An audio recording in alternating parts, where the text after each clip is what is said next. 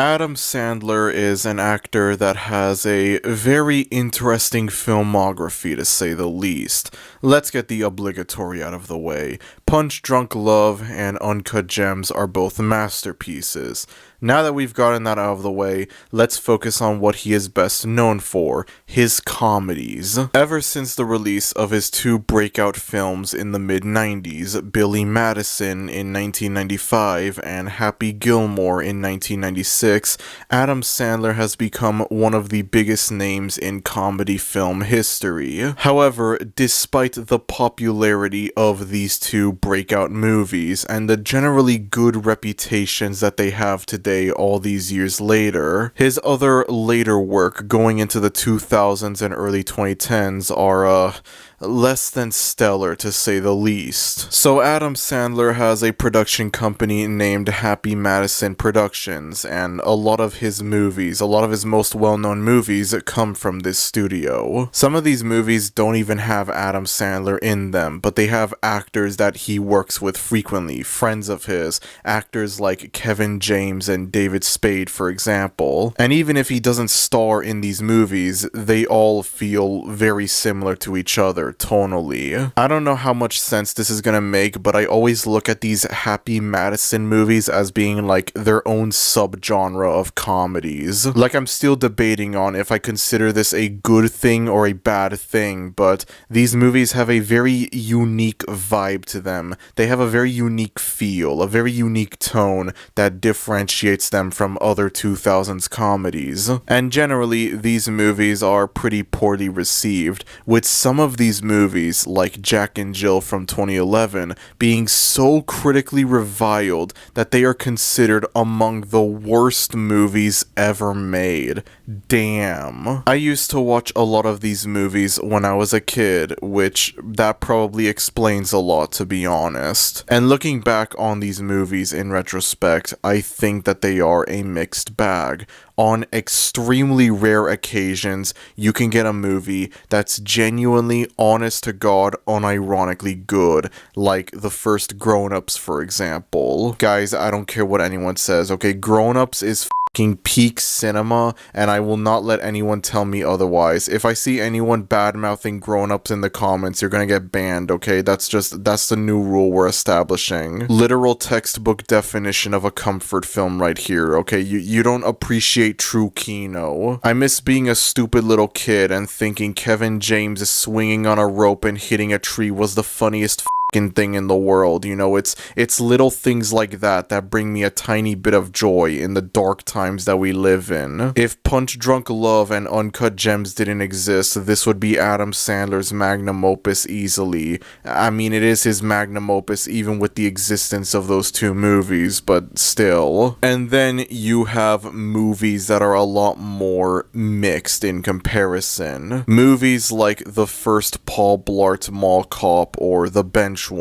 which are, yeah, they're not great movies. They're not even good movies. I can't really call them good movies. But I don't know, I can't really hate on these movies all that much. I don't know if it's because of nostalgia bias or something, but I cannot call The Benchwarmers a bad movie. I just simply cannot. These are movies that, even if they are poor quality, I would argue you can still get some enjoyment out of them, even if they're ironic. At the end of the day, ironic enjoyment is still enjoyment. These are guilty pleasures, basically, more or less. You know, I guess you could say The Benchwarmers is a guilty pleasure, or the first Paul Blart. And then you get the worst of the worst, the really bad movies, the infamous stuff like The Master of Disguise, Jack and Jill, that sort of thing. Movies that, yeah, these suck. They're bad. I feel like I'm a lot more generous towards these movies than a lot of other people are, but I will acknowledge when these movies are bad,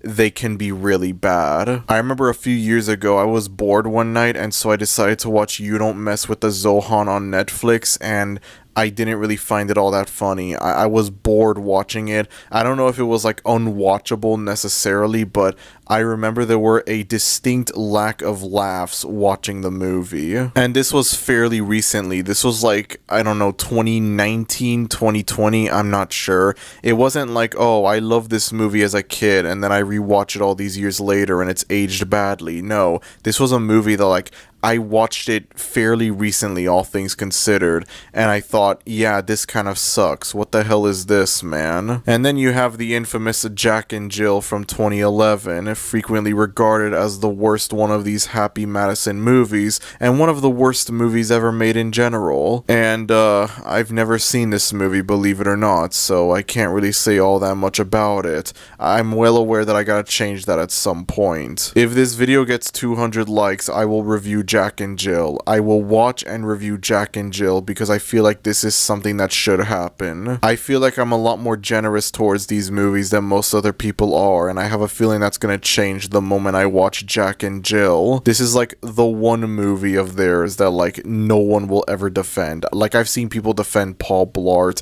I've seen people defend Click, I've seen people defend Grown Ups, I've defended Grown Ups, I'm a proud Grown Ups defender, man. I've seen people defend the movie that we're gonna talk about in this video, but I've seen nobody, I repeat, nobody defend Jack and Jill. I'm aware of the Dunkachino meme, but that's not the same thing as defending the movie. I figured it was inevitable that at some point I would review one of these Happy Madison movies, and so I figure, you know what, let me review one that I personally remember loving as a kid, that being Pixels from 2015. A movie that I look at as being the end of an era in a few different ways. This was the last one of these Adam Sandler Happy Madison comedies to be released theatrically. They still make these movies. It's not like they stopped making these. It's not like, oh, this is the last Adam Sandler comedy or anything like that. No, they still make these movies, but they're on Netflix now. They're Netflix original movies. They're not released theatrically. And so as a result of that, these movies are just kind of there. They just exist and that's it. I remember a few years ago, I think this was back during the pandemic, they released like a Halloween movie. What was it called? Hubie Halloween, I think.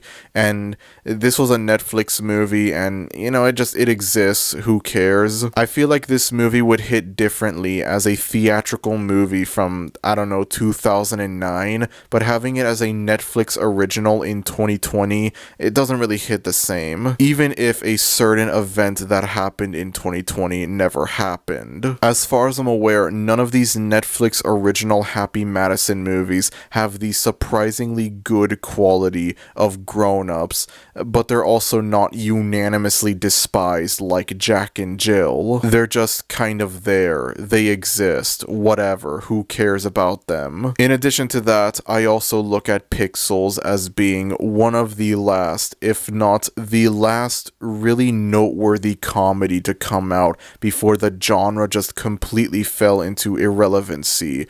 And I have to say, it's quite an interesting swan song for one of cinema's biggest genres to have. I've gone on before about this. In the 90s and 2000s, comedies reigned supreme. Comedies were absolutely massive. They were everywhere. And then going into the early 2010s, there were still a few noteworthy comedies that were coming out, like Ted or the Jump Street movies, Scott Pilgrim, Paul, that sort of thing. However, there were noticeably fewer noteworthy comedies that were coming out in the early 2010s. And then by the mid-2010s, by the time Pixels came out, comedies were more or less dead. And there are a lot of different things that contribute to the decline of comedies. The biggest ones, of course, being the rise in popularity of superhero movies, the MCU and the DCEU and whatever. There were also a lot of really awful comedies that were coming out in the late 2000s and early 2010s that I think in retrospect, maybe they could have led to like comedy fatigue happening in the same way you see people talk about like superhero fatigue. Whatever the case may be, by the mid-2010s, the comedies were just completely dead. And so I look at Pixels as representing the end of comedies as we know it, the final nail in the coffin, the swan song for comedies as a genre. and again, it is a pretty interesting swan song for one of the biggest movie genres to have. Now, I had the very special privilege of watching this movie in theaters when it came out back in 2015. I was a dumb, stupid kid at the time. I was young enough to still enjoy these movies completely unironically, but I was also old enough to be aware of the bad reputation that these movies have. And yet, that didn't stop me from loving this movie. I was a stupid kid back then, and so naturally, I look at a movie like this, I look at the premise of this movie, and I'm like, oh hell yeah, this is an amazing movie, this is a work of art, the critics don't know what they're missing out on. I'm pretty sure there was a brief period of time where I thought this was the best movie ever made, and I don't know how to feel about that, honestly. And given the fact that earlier this year, this movie turned 10 years old, which is I can't even begin to comprehend the idea that this movie is 10 years old. This movie is officially a full decade old. I can't even begin to comprehend that. Considering the fact that this movie is officially 10 years old, there was a part of me that thought, you know what, this would make for a fun video. I want to look back on this movie. I want to look back on the Adam Sandler video game movie. I feel like that would be fun to do. In recent times, I have seen people defend this movie as being fun bad. A movie that, obviously, it's not perfect. It's not a very good movie. It's never gonna win any Oscars. But you know, it's at least entertaining. It's at least enjoyable. Even if it is ironic, it's still at least enjoyable. I don't know how accurate this is, but I guess it's safe to say this movie does have a very, very, very tiny cult following. And, you know, I could see that. This feels like the kind of movie that would have a cult following. The premise of video game aliens coming to take over the world. Aliens that take the form of classic video game characters. This is a great premise. One that could very easily lead to a cult classic movie. And in a way, the poor reception that this movie has kind of adds to that. Making it a bit more of an ironic, guilty pleasure movie. Something that's like, yeah, it's stupid, it's corny and whatever. It's not a masterpiece, but you know, it's at least enjoyable. It's not Citizen Kane or The Godfather, but it's not trying to be Citizen Kane or The Godfather. And so very recently, one night, I finally decided to rewatch this movie after all these years. If you clicked on this review expecting this to be like a super serious, harsh, critical review of Pixels, well, you're gonna be highly disappointed. I went into this movie with the expectations that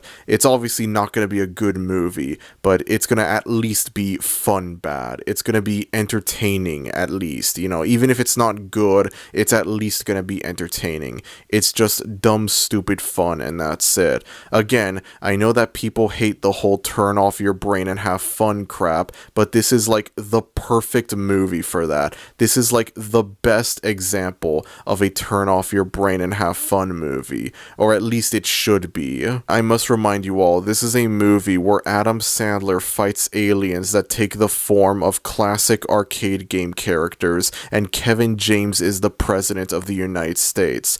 This is not a Christopher Nolan movie, but it's also very clearly not trying to be a Christopher Nolan movie. So I prepared myself for a potentially nostalgic, entertainingly bad movie, and needless to say, I am kind of disappointed with what I ended up getting. Now, right off the bat, I want to preface this by saying this movie can be fun bad.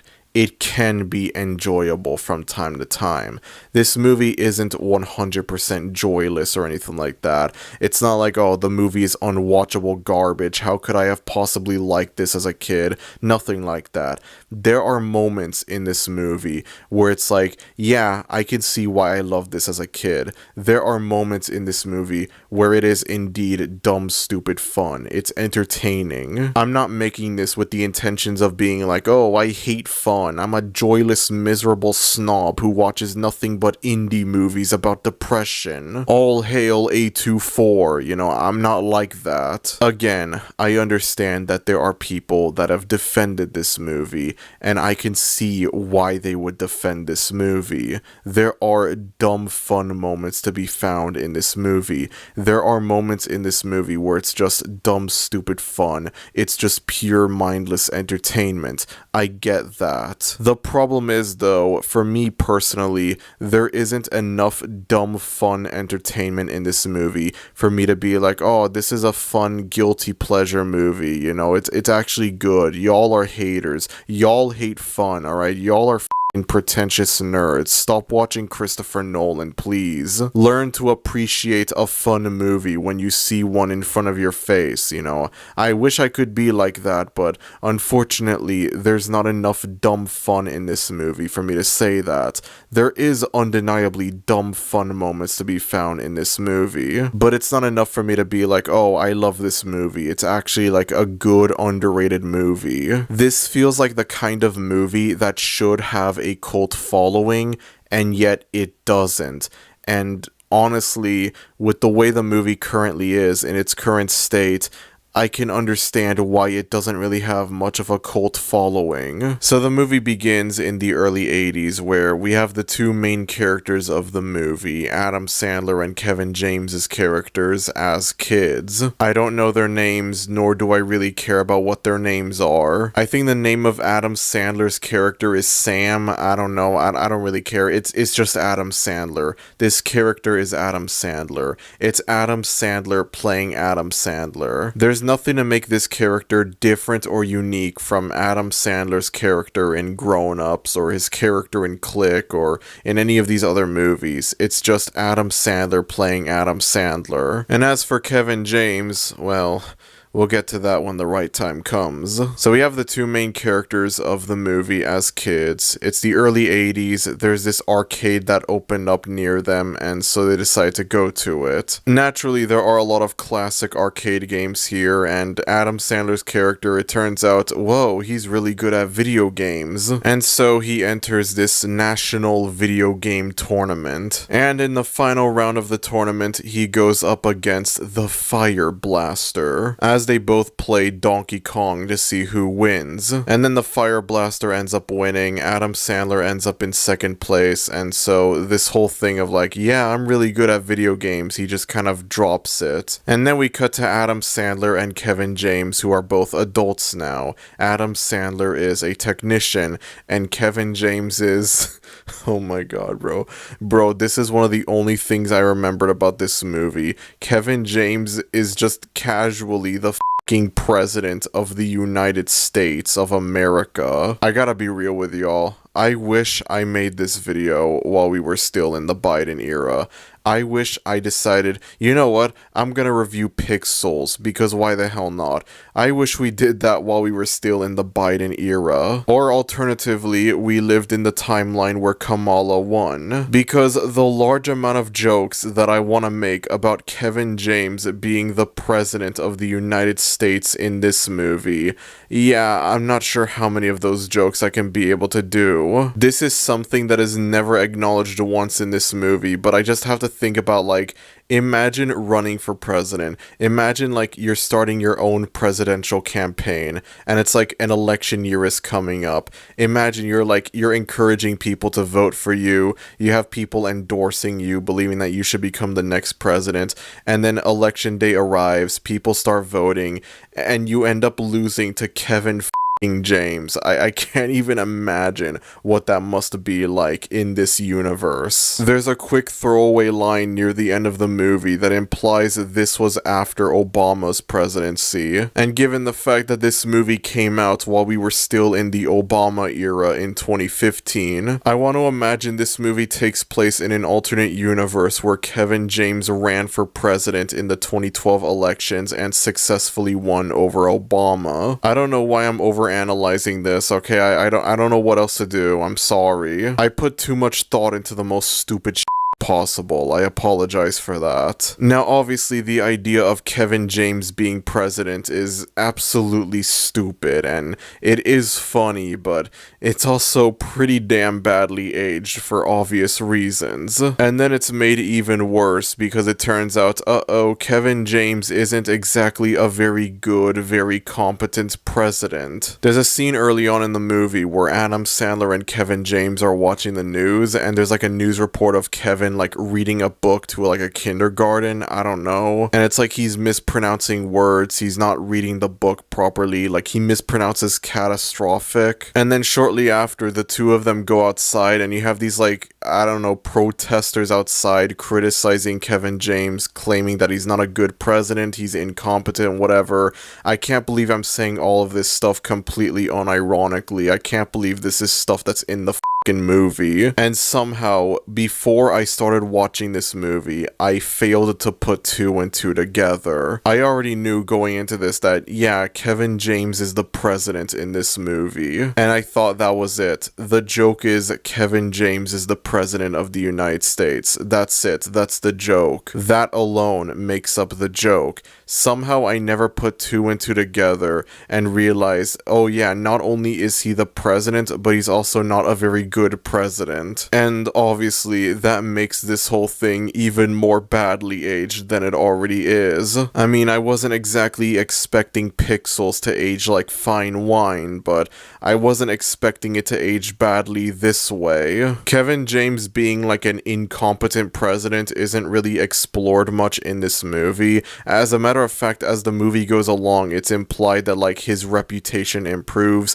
his approval ratings go up, more people support him as president. But even then, watching this movie in 2025 hits very differently when compared to watching it in 2015. Anyways, Adam Sandler is a technician, and that's only really important for like the first quarter of the movie. So he goes to this woman's house, and apparently she's going through a divorce. Apparently like her husband is cheating on her. I don't have anything to say about this character. This character is woman. That's it. That's her character. Her character is girl. Her character is woman. I can't believe there's woke DEI propaganda in my Adam Sandler video game movie. I can't believe it, man. And then meanwhile, while all of this is happening, there's a military base that's getting invaded by Gallica, and that's when we get into the real meat and potatoes of the movie. The video game Aliens. So at the beginning of the movie, the aforementioned video game tournament would be recorded and taped and sent up into outer space. In the event that there's any extraterrestrial life out there that would want to see like what the world was like in 1982, what was popular in 1982. And I guess there's like these video game aliens that, you know, their backstory isn't really explored. Thinking about it more while recording this wasn't even something that I thought of while I was watching the movie. This is something that only just now on the spot did I realize. This movie never goes into the backstory of these video game aliens. We never see like their home planet or anything like that. We never see them responding to it. It's just told to us that, yeah, they came across the video and they thought it was a declaration of war, and so now they're heading to Earth to attack us all. And then we never really see like what life was like on their home planet. We do see like their spaceship, you know, maybe that's where they live, maybe they don't have a planet, I don't know. But thinking about it now, I find this to be a missed opportunity to explore this idea more, to expand on it. The thing that surprises me the most about this movie is that it's not the fact that it never became a franchise, but it's the fact that it was never intended to become a franchise. We've all seen like movies that are like, they're supposed to be big franchises and then they end up never becoming big franchises. Like you think of stuff like The Last Airbender, Fan 4 Stick, The Mummy from 2017.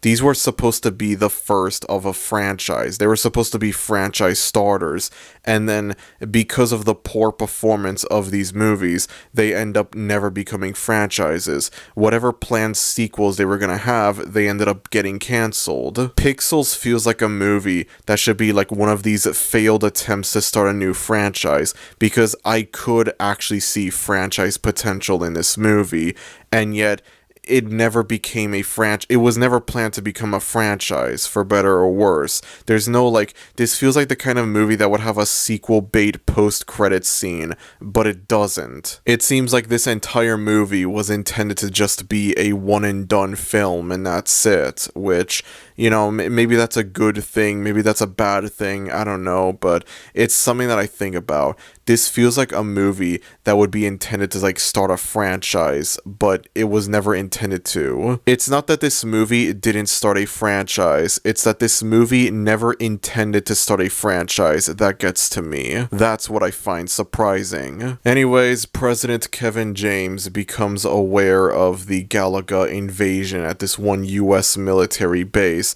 and so he calls over Adam Sandler to analyze the footage with him. And then it also turns out, this woman works at the White House. This woman works with President Kevin James. Isn't that convenient? What are the odds that Adam Sandler's character, a technician, is best friends with President Kevin James over here, and he goes to this random customer's house, and it turns out that this random customer actually works for President Kevin James? What are the odds of that, man? Ain't that convenient? I wasn't exactly expecting amazing writing from Pixels over here, but, you know, still, this comes off as being way too convenient for my liking. Shortly after this, Adam Sandler's character drives back home, and we meet a new character played by Josh Gad, who's like this nerdy, conspiracy theorist-esque character. There's this running gag throughout the movie where he has this lifelong crush on this fictional video game woman named Lady Lisa, believing that they were always meant for each other and that he wishes she was real and that sort of thing.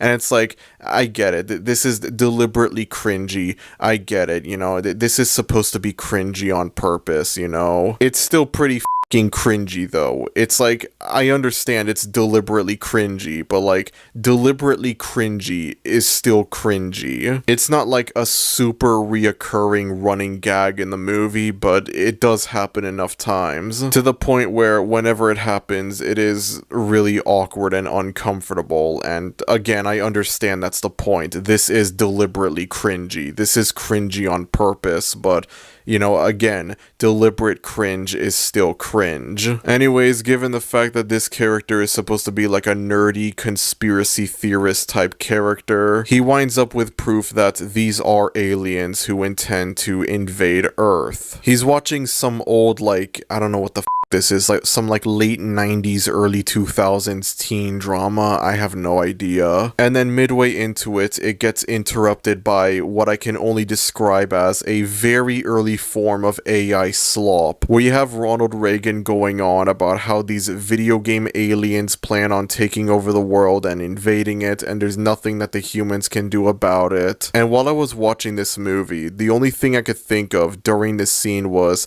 holy crap, I can't believe Pixels predicted AI slop. Well, okay, I'm not sure if predicted is necessarily correct, because I think around this time you had deep fakes. I think deep fakes existed during this time, and those are more or less the same thing as AI slop. It's like, it's very adjacent to AI slop, which, you know, Jesus Christ, just thinking about it now, I just realized how horrifying it is. The idea that AI slop existed as far back as 2015. As it turns out, there are 3 rounds to this invasion, with the people of Earth losing the first round, which was the Galaga invasion at this US military base. The people of Earth only have 2 rounds remaining, and if they lose, it's game over for Earth as we know it. Pun 100% intended, screw you. The second round of the invasion is scheduled to happen somewhere in London. President Kevin James becomes aware of this, and so with the help of Adam Sandler and Josh Gad and the woman, they end up recruiting this army together. Adam Sandler and Josh Gad both train these soldiers by making them play classic arcade games in order to help them understand what they're dealing with, and so we arrive at London, where the next round is scheduled to happen. Now, as I mentioned before in this video, this movie can be fun bad from time to time. I have seen people defend this movie, claiming that, oh, it's just a dumb fun movie and that's it. You know, it's not a masterpiece, but it's not trying to be a masterpiece. It's just dumb, stupid fun. And I've gone on before about how, yeah, this movie is dumb, stupid fun. But the problem is, it's not dumb, stupid fun enough for me to call it a fun, bad movie 100%. A movie that, like, I would come back to again and again and again. That being said, though, when the dumb fun moments hit, they absolutely hit. Everyone arrives at London where they fight off against an alien based on Centipede, and it's one of the few fun bad moments in the movie. It's one of the few moments in the movie where it feels like, yeah, this is dumb fun entertainment. I like this. This is fun. This is enjoyable. This is peak turn off your brain and have fun material. The problem is, there isn't enough of this in this movie. There should be more of this in the movie, and yet there isn't. There's not enough of it. What's there is undeniably enjoyable. I can understand why people would defend this movie as a fun, bad, guilty pleasure, but unfortunately, there's not enough of this stuff in this movie for me to be like, yeah, this is a fun, bad, guilty pleasure movie. I mean, yeah, it can be fun, bad. I guess it is a guilty pleasure, but I don't know, I expected it to be much guiltier. It's not as guilty as I expected it to be. I swear this movie was a lot more fun when I was a kid. Maybe that's just the power of nostalgia right there. I was a kid back in 2015. I watched this thing in theaters and I was like, holy crap, this is the best movie ever made. Critics don't know what they're missing out on. They hate fun. And then here I am watching the movie 10 years later and it's like, yeah, the movie can be fun bad, but it's not fun bad enough for me to call it a guilty pleasure, enjoyable movie, you know, a movie that, like, I would want to come back to again. And this centipede scene is one of the only fun bad moments in the movie. I understand that the movie can't just be non-stop Adam Sandler and Josh Gad fight video game aliens. I understand that, like, there has to be other stuff in the movie besides that. I get it. But the stuff outside of the battles between Adam Sandler and Josh Gad and Peter Dinklage and whatever, yeah, he's in the movie. Sorry for spoiling that. Like, all of these characters versus the video game aliens, it's like, that's what I came to the movie for.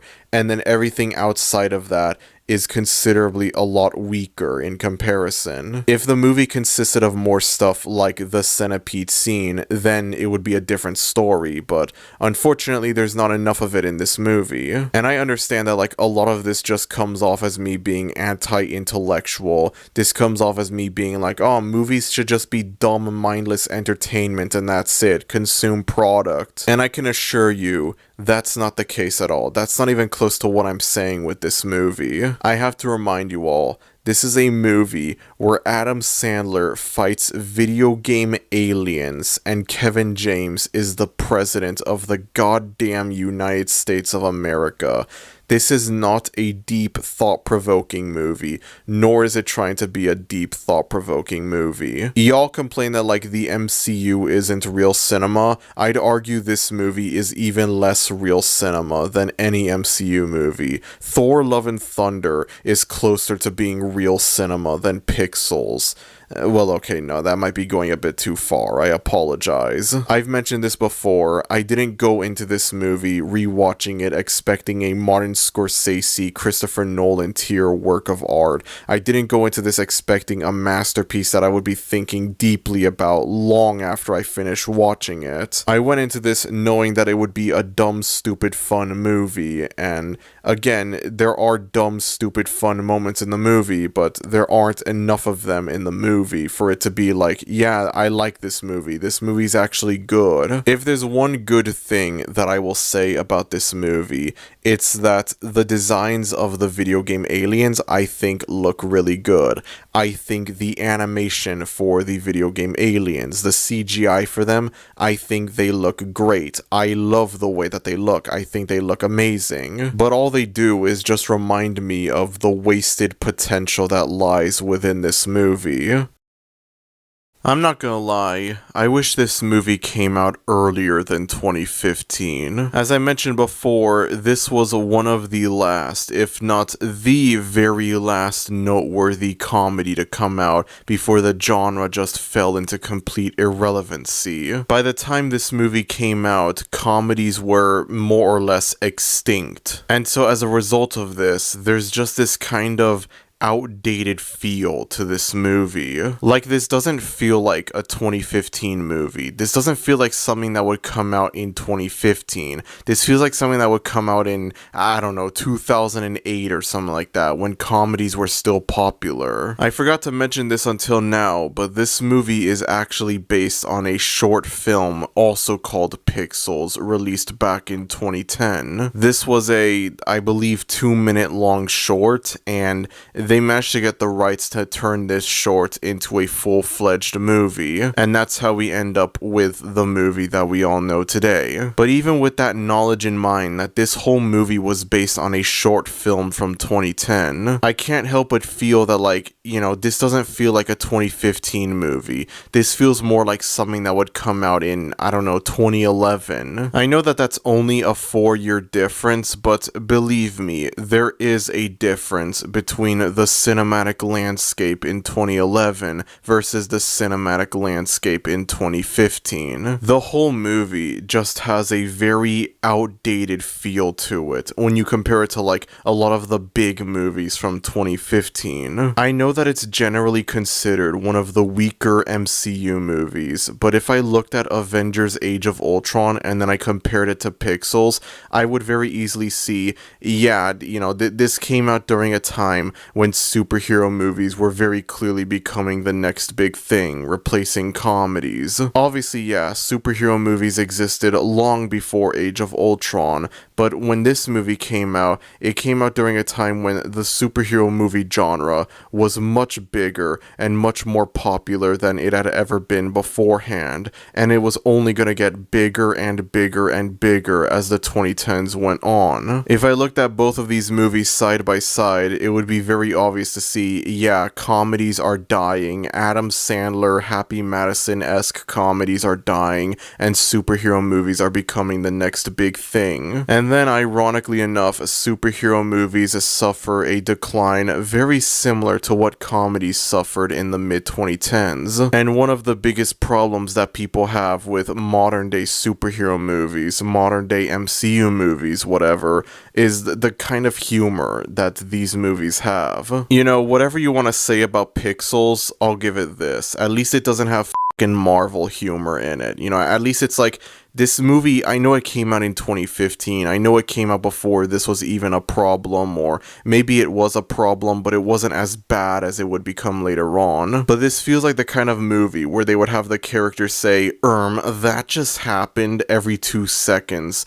and it doesn't. It doesn't have that style of humor. As far as I'm concerned, this movie is unironically funnier than something like Thor: Love and Thunder. If this movie came out today, whoo boy, that would be a very different story, but you know what, it came out in 2015, and so I feel like we should be more appreciative, we should be more grateful for the fact that, for whatever flaws this movie may have, at least it doesn't have Marvel humor in it. Anyways, after the Centipede battle, Adam Sandler and the others prepare for the next round, and in order to do that, they have to recruit a new member onto their team, and so they enlist the Fire Blaster, played by Peter Dinklage, to join their team, much to Adam Sandler's dismay. Apparently at some point in the mid-2000s, in universe of course, the Fire Blaster was arrested for, I don't remember the reason, and I don't care either, it's not important. And so President Kevin James promises the Fire Blaster that if he joins their team and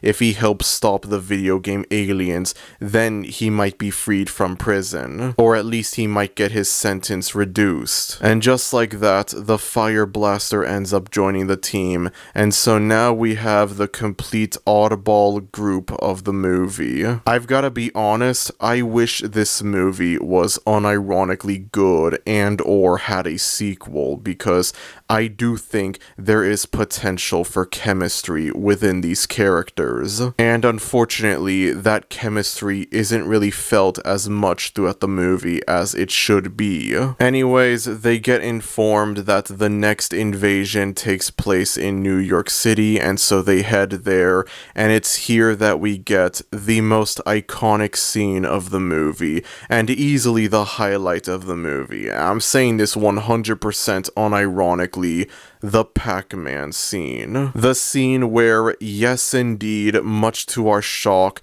Pac-Man's a bad guy. In this scene, the Arcaders, that's the name of the team, they get their own cars that are supposed to be based on the ghosts from the original Pac-Man. And so their goal is to drive into Pac-Man 3 times, ending him. All around New York City, though, are these power pellets that naturally cause Pac-Man to become invincible. They make the cars vulnerable, and so Pac-Man is able to eat the cars and the people inside of the cars. The Arcaders have 10 seconds to make sure Pac-Man doesn't eat them before they become invincible again, and they're able to stop Pac-Man. On this mission, we have Adam Sandler, Josh Gad, Peter Dinklage, and the creator of Pac-Man.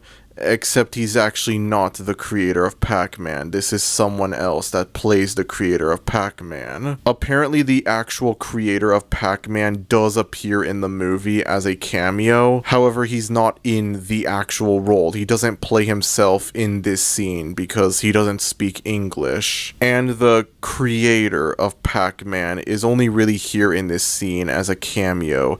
It's a cameo of someone, and it's not even the actual guy. It's someone playing him. He tries to confront Pac-Man, letting him know what he's doing is wrong. It's trying to be like a father-son sort of thing. At first they think it might actually work, and then Pac-Man just chomps his hand off, and that's it. And then he starts running away, and that's the last time we see him in the movie.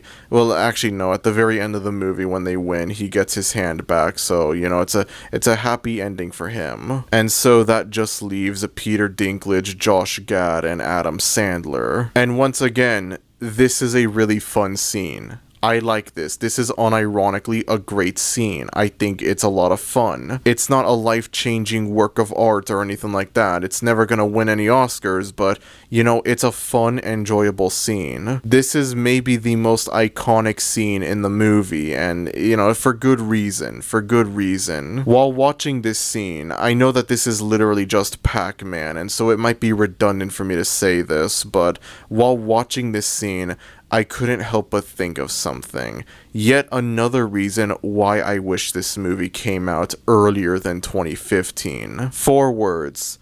Pixel's licensed video game. I look at the dumb fun moments that are in this movie, and I think, you know what? I think this movie has the potential to be a genuinely fun game. I think, like, I wish this came out earlier than 2015, because by 2015, licensed games were just completely dead. I know there's a strong chance that if this game ever had, like, a licensed tie-in game for, I don't know, the Nintendo Wii, I know there's a high chance that it wouldn't be very good. But I don't know, man, it doesn't really feel right, the idea that, like, there was never a tie-in game for this movie. This feels like the kind of movie that would have a tie-in game attached to it, but it never did. Then again, though, I look at fellow movie about video games that's not based on any specific video game, Wreck-It Ralph, which did have a tie-in video game on the Wii, Nintendo DS, and 3DS. And let's just say the end results are less than stellar.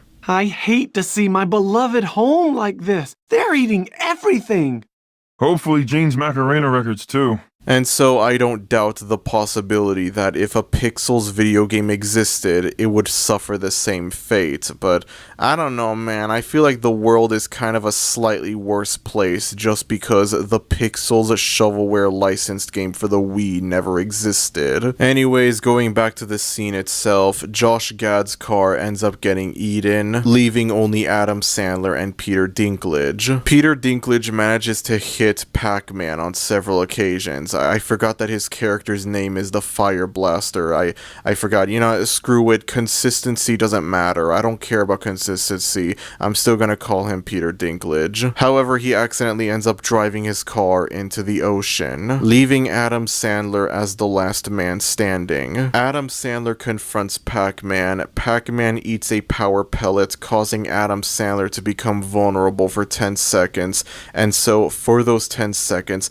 Adam Sandler is backing up the car into like a parking garage, counting down the 10 seconds. He reaches the top of the parking garage and drives it off of the garage, and Pac-Man begins to devour Adam Sandler around the same time that his invincibility comes back. And so as soon as Pac-Man chomps down on Adam Sandler's car, he just explodes, and honest to God, it's unironically Kino. The unironically peak scene. This scene goes so hard, and it has no reason to go this hard. Again, if the movie consisted of more stuff like this, I would be defending this movie so much, man. There's not enough of this stuff in the movie, and that's what disappoints me. After defeating these video game aliens, they give the arcaders these tokens, these gifts as a prize, and they end up being other video game aliens, but they're good video game aliens that help them. They're on their side. They're on the arcaders' side. After the Centipede battle, the first one of these is the Duck Hunt dog, which it's only really there for one joke and that's it. And then after the Pac-Man battle, they end up getting another token, another gift, another like recruiting character, I don't know. And it ends up being Cubert, who ends up joining their team. Now Cubert is very clearly supposed to be the comedic relief of the group, and I have to give this movie a lot of credit for this. I have to give this movie so much credit for this. There is a lot of potential for this character to be incredibly annoying and incredibly insufferable. The comedic relief character who ends up being insufferable to watch. And to my surprise, that's not the case at all. Cubert is nowhere near as annoying or as obnoxious, nowhere near as insufferable as one would expect him to be. I think a big reason as to why this is the case is because of how late into the movie they introduce him. This movie is an hour and 45 minutes long, and Cubert doesn't get introduced into the movie until an hour and 7 minutes into the movie. There's still a good amount of time remaining for the movie. There's still 38 minutes left for the movie, but you know, that is still fairly late into the movie, all things considered. And so, in part because of that, this character is nowhere near as insufferable as one would have expected. I would have thought the funny, quirky, comedic relief character, the goofball character, whatever, would be insufferable to watch, especially since, again, this is an Adam Sandler, Happy Madison movie. But no, this character is not annoying or insufferable, and that surprises me a lot, so I gotta give a lot of credit to Pixels for this. I really do. Thank you for this, Pixels. Thank you. Later on into the movie, Cubert is explaining why the video game aliens are attacking Earth in the first place, and once again, it's told to us, but it's not shown. Like, you'd think there'd be a flashback showing the video game aliens responding, reacting to the video game tournament from 1982, but no, it's told to us, but it's not shown to us. And again, I feel like that's disappointing, the fact that there's not much background information on these video game aliens. There's not much about them that's explored in this movie. Anyways, it seems like things are going good for Earth. It seems like the arcaders have a chance to win this battle. Ever since the beginning of the war, President Kevin James's approval ratings have been going up significantly higher. God, I can't believe this is something that I'm saying. There's this incredibly predictable romance building up between Adam Sandler and the woman who, again, her whole character in this movie is just girl. Yeah, it's been a while since I brought up this character. She has no character at all in the movie. Her whole character is she's woman, she's girl. That's her character. In all fairness, I shouldn't be expecting deep, complex, well-written characters characters in an Adam Sandler movie, much less the Adam Sandler movie with video game aliens, but still. And so everyone is holding this gathering celebrating the arcaders' near victory. Just as it seems like things are going smoothly for the arcaders, they get another transmission from the video game aliens, from Hall & Oates specifically. Right, I forgot to mention this. Sometimes the people of Earth, the arcaders, whatever, they get these transmissions from the video game aliens,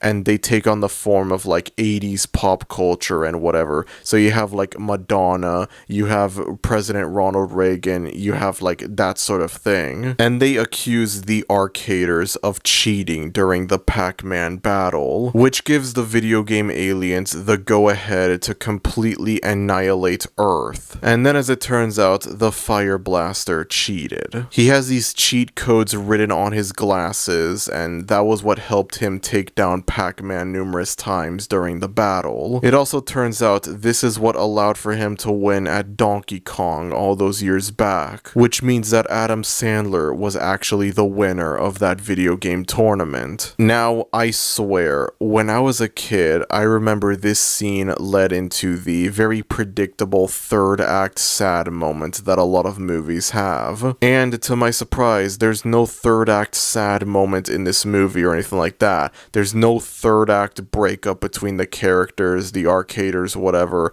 There's nothing like that to be found in the movie. Shortly after this, the woman's son, yeah, this is a character in the movie as well, ends up getting abducted by the video game aliens. And so the next day, it is a complete and utter storm. Video game aliens are everywhere, destroying the Earth. Refusing to give up, Adam Sandler and the others team up in order to stop these video game aliens once and for all. The arcaders split up, Josh Gad tries to save these kids that are on a bus, and it's here that he comes across the one and only Lady Lisa in real life. And again, I understand that this is supposed to be cringy and embarrassing, but I cannot deny it's still pretty hard to sit through. The rest of the arcaders get sent up to this spaceship in order to confront, I guess, the leader of these video game aliens,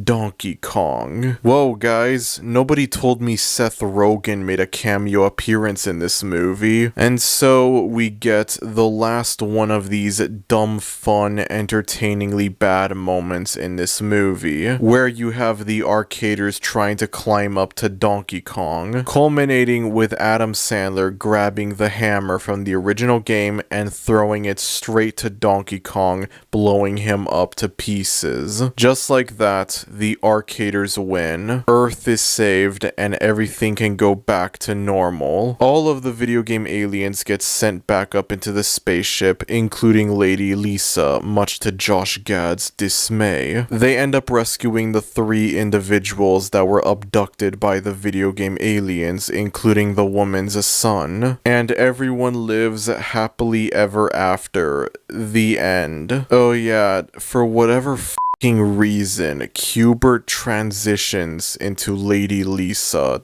I don't know why, he just does. There's no explanation given at all. They could have very easily just have it be like, okay, all of the video game aliens go back to their planet except for Lady Lisa. She can stay on Earth in order to please Josh Gad. They could have just done that, but instead they decide to go with this really bizarre and weird thing where it's like, yeah, let's just have Cubert turn into her, why not? And then it gets even weirder than it already is, as the movie ends with a flash forward to 1 year later, where we see it's established that Josh Gad and Lady Lisa end up getting married. We cut to a baby crib and we see several different miniature Cuberts in the crib, and Yeah, the implications are very interesting. As I mentioned before, this movie feels like the kind of movie that would end with a post-credits scene that would tease a sequel that would end up never happening. Except, as far as I'm aware, this movie was never intended to start a franchise. This was never intended to get a sequel. Ignoring the quality of these movies, I find it weird the fact that Grown Ups, Paul Blart Mall Cop, and Joe Dirt all got sequels,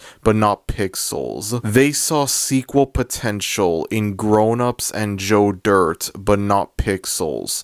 Okay then, sure, whatever floats your boat, I guess. And so instead, this one-off standalone movie ends with the implication that Josh Gad had sex with Cubert. Chat, I think this might be the best movie ever made, actually. I can't believe critics hate this thing. Man, this thing should have swept the Oscars, seriously. It truly is a shame that this movie was never intended to start a franchise. Not the fact that it never became a franchise, but the fact that it was never intended to become a franchise. Because I feel like this movie would fit in perfectly with Sony's other failed attempts to start a franchise, such as with Ghostbusters 2016 the following year, or the ever so infamous Sonyverse, the Spider-Man villain universe that doesn't have Spider-Man in it. Real talk, I feel like the Pixels Morbius crossover would have gone so hard, seriously. I would pay good money to see a Pixels Madam Web crossover. Well, get rid of her, that is, excluding her. And that, my friends, is Adam Sandler's Pixels from 2015. A movie that honestly kind of left me disappointed after I finished rewatching it. I didn't go into this movie expecting a life-changing work of art, a cinematic masterpiece, and nothing like that. I didn't go into this expecting something on par with Quentin Tarantino or anything like that, you know. I went into this expecting a stupid, dumb fun movie where Adam Sandler tries to save the world from video game aliens and Kevin James is the president of the United States. I went into this movie well aware that there would be a very huge difference in quality between this versus, I don't know, The Wolf of Wall Street or whatever. And yet I ended up being fairly disappointed at the movie because I do think this movie isn't as fun bad as it should be. There are dumb, fun, entertaining moments in the movie, but they're not enough for me to say this is a guilty pleasure movie that I would come back to. It's not even just that though. I think this movie unironically has a great premise. I think the idea of like aliens taking over the world, that they take the form of classic arcade game characters, I think this is a great premise. And the dumb fun moments, they show that yeah, this is an unironically really good premise. This could be an unironically good movie. I went into this movie with the mindset that if this wasn't an Adam Sandler movie, if this didn't have Adam Sandler or Kevin James in it, if this wasn't from Happy Madison, if this was from like, I don't know, Edgar Wright or something like that, it would have a significantly better reputation. Then the movie would have the cult following that it should have. And then I actually rewatched the movie and it's like, you know, yeah, I could kind of see the movie being better if it didn't have Adam Sandler or Kevin James in it. I could see it being, like, closer to being unironically good. I mean, at the same time, you'd be removing one of the key reasons why this movie is funny bad, that being Kevin James being the president. But you would also have the movie be much closer to being unironically good. And then I started thinking about it more, and it's like, even if Kevin James and Adam Sandler and whatever weren't in this movie isn't really as funny as I would have wanted it to be.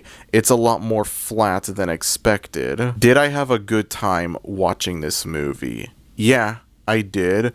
Did I laugh while watching this movie? Yeah, I did. This movie is funny bad. I'm not gonna deny that. There are moments where I started laughing at this movie, ironically. Sometimes I just started laughing at the movie just because of like the idea that this was probably my favorite movie ever when I was a kid. The idea that I held this movie in such high regard when I was a kid, I thought it was funny. Kevin James being the president of the United States, even if it is badly aged nowadays for obvious reasons, it's still undeniably funny. Kevin James being president of the United States is such a ridiculous concept that I'm honestly surprised they didn't just make that its own movie. This is obviously a movie that will never happen for obvious reasons, but I don't know, I feel like the world is kind of a worse place just because we never got the movie where Kevin James is president of the United States. You've heard of Corey in the house, well get ready for Kevin in the house. Paul Blart Mall Cop 3 is going to take the franchise in a very interesting direction. There's a scene in the movie where Josh Gad is wearing a Mario shirt, and I don't know what the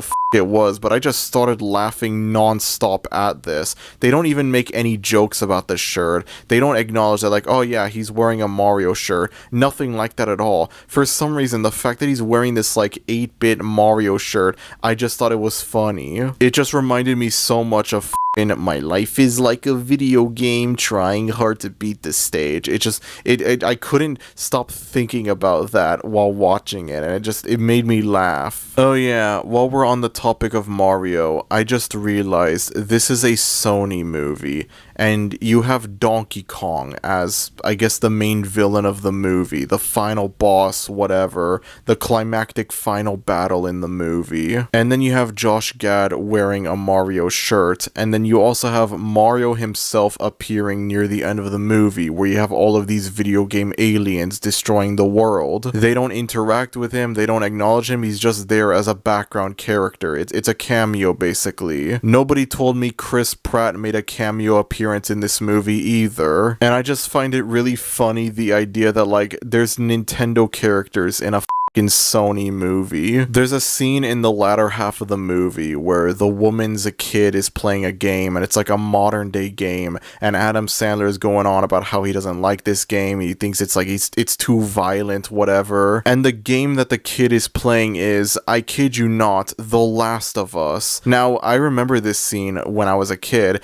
and I thought this was like some random first-person shooter or whatever. I thought this was like Call of Duty or something like that. Or maybe it was like a fake game that they made up for the movie. And then I rewatched the movie all these years later. I get to this scene and it's like, wait, is this kid playing the fucking Last of Us? Is The Last of Us in this movie? And indeed, yes it is. You know, there's a lot of different things that you can say about this movie, but it is the only movie in existence that has both The Last of Us and Mario in it. I'm just saying. Also, near the beginning of the movie, I believe Halo is referenced briefly, so there you go. You got Xbox and Nintendo referenced in a Sony movie. You got in world peace over here. The ending scene where Cubert just transforms into Lady Lisa, and it's like Adam Sandler's character notices how weird it is, and like none of the other characters think it's weird, which, you know, maybe that's part of the joke. Maybe they deliberately intended for this to be like a weird thing, and you have one character acknowledging that it's weird. But even then, it's like it's deliberately weird, but it's still a really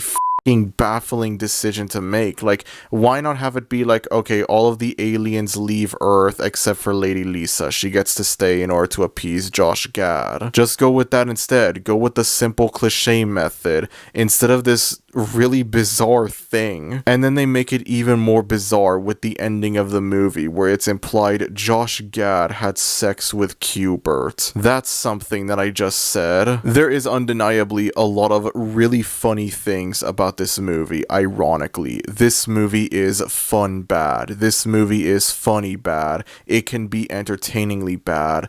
But ultimately, when you look past these funny bad moments, when you look past these entertainingly bad moments, the movie is just kind of flat and weak. I haven't watched one of these Adam Sandler Happy Madison movies in a very long time, and there were several moments throughout this movie where it's like, yeah, I can understand why these movies don't have a very good reputation. There is enough dumb, fun, entertaining moments. There are enough ironically good things about this movie for me to say that it's not like a terrible movie or anything like that. It's not unwatchable. I don't hate this movie. If I were to give this movie a rating from 1 to 10, I would give it like maybe a 4 or 5 out of 10. I wish I could give this movie an ironic 10 out of 10, but I can't, unfortunately. I look at this movie and then I look at another video game movie and I think to myself, honest to God, hear me out on this. I kinda wish this movie was more like the Minecraft movie. Yeah, I know, this movie literally came out 10 years after Pixels, but just hear me out on this. Now, the Minecraft movie is very obviously not a very good movie. That should go without saying. Unironically, this is a bad movie. However, ironically, this movie is hilarious. This movie is entertainingly bad. If you look at this movie from an ironic perspective, it's just dumb, stupid fun. If you look at this movie as a parody of Minecraft, something made to make fun of Minecraft, and not a genuine, unironic film adaptation of Minecraft, then it begins to work a lot better. It's just non-stop, dumb, stupid fun from beginning to end. And honestly, I kinda wish Pixels was like that. I kinda wish Pixels was as consistently fun bad as the Minecraft movie, if you get what I'm saying. And then I think about it more and I realize these movies are a lot more similar than I expected. I do think that both of these movies have the potential to be unironically great movies. I think that Pixels has a great premise that has a lot of potential. Unfortunately, there are several things that drag down that potential, with Adam Sandler and Kevin James debatably being part of the reason why this movie isn't as good as it should be. And then a Minecraft movie is... it's a movie based on Minecraft. It's a movie based on the best-selling video game of all time, and it's coming out during a time when video game adaptations are significantly better than what we used to get. I'm glad that the movie at least ended up being enjoyably bad instead of being unwatchable or anything like that, but honestly, I wish we got an unironically great Minecraft movie. Maybe something in like the same style as the Lego movie, you know? And I find it to be a massive shame the fact that such a movie will never exist. Very similar to how disappointed I am at the fact that an unironically good version of Pixels will never exist. I don't want any of this to come off as me being like, oh, I hate fun, I'm boring and pretentious and whatever. I went into this Adam Sandler video game movie expecting something on the same level of quality as Oppenheimer, and I am disappointed. I can understand why people would defend this movie, and to an extent, I could defend this movie, because there are fun bad moments in this movie. But then if you look past the fun bad moments, what you end up with is a movie that isn't really all that funny unironically, and it's just kind of flat and weak. That being said though, I wouldn't be surprised if this ends up being one of the better Adam Sandler Happy Madison movies. This was the first one of these movies that I've reviewed, and honestly, it's not the worst thing I've ever seen. It can be fun from time to time, but it's not a movie that I would recommend ironically or unironically. I wish I could recommend this movie ironically, but again, there's not enough fun bad moments in it for me to recommend it. I can very easily see why this movie doesn't really have a cult following. I understand there are people that'll defend this movie, but you don't really see anyone consider this a cult classic or anything like that. And it's kind of easy to see why that's the case. Sorry, Pixels, but it's game over for you. Anyways, that's about it. If you enjoyed this video, then be sure to like, and if you're new to the channel, maybe consider subscribing, as it would be greatly appreciated. Thank you everyone for watching this video, and I will see y'all next time. Adios.